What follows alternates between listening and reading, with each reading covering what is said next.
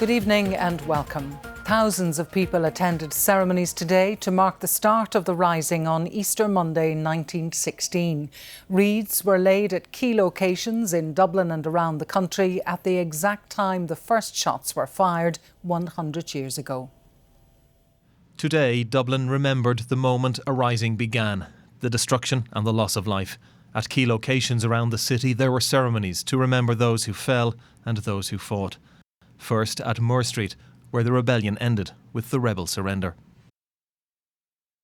It remains an area of contention, with controversy over how these buildings would be conserved, with heckling today as wreaths were laid in honour of the fallen. There was time for remembrance also at other strong points across Dublin, the South Dublin Union, now James's Hospital, and at the Four Courts, one of the last rebel positions to surrender. Among those laying wreaths today, a son and a great-granddaughter of men who'd fought there under Commandant Daly. And tell us about the relative you had involved in the Rising.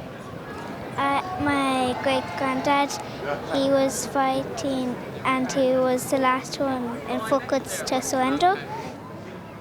3 wreaths were laid here at the Four Courts as part of the synchronised ceremonies, the scene of some of the most ferocious fighting during Easter week.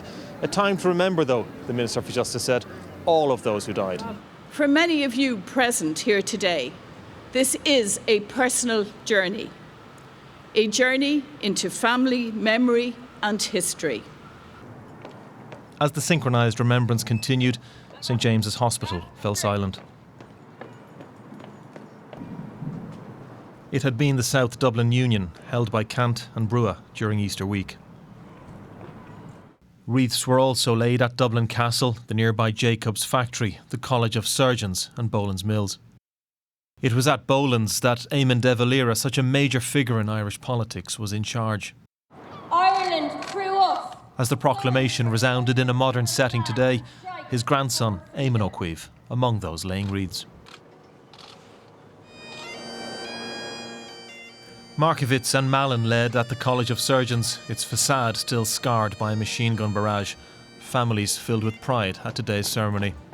I got a little filled up slightly with the national anthem, which is understandable, I suppose, but very, very proud and privileged to have took part in the ceremony here to represent my family and my father. At Dublin Castle and City Hall, the seat of British rule in Ireland at the time, they remembered too. The former site of the Jacobs Factory, seeing the final wreath laid. Ray Kennedy, RTE News.